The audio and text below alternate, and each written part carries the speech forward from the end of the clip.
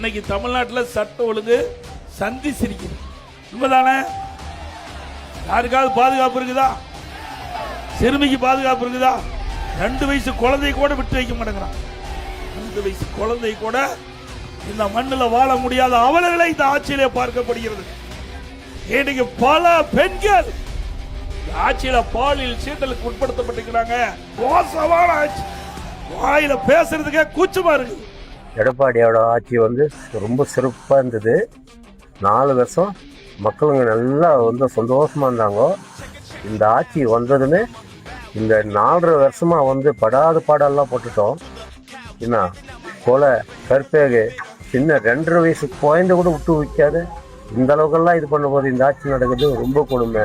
கேட்டா நான் இது செஞ்சுட்டேன், அது செஞ்சுட்டேன், இப்போ பண்ணிட்டேன் அப்படின்னு சொல்றேன். நீட்டுக்கு கையெழுத்து போட்டது மாணவர் செய்த துரோகம்.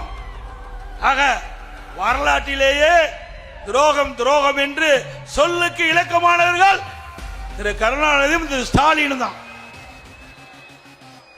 ஆனா 5 லட்சம் கோடி கடன் வாங்கியிருக்கிற 5 லட்சம் கோடி கடன் வாங்கியிருக்கிறாரு. 5 ஆண்டு திராவிட முன்னேற்றக்கூடிய சாதனை, திரு ஸ்டாலினுடைய அரசாங்க சாதனை. நம்ம எல்லாம் கடன்காரனாக்குறதுதான் திரு ஸ்டாலினுடைய சாதனை.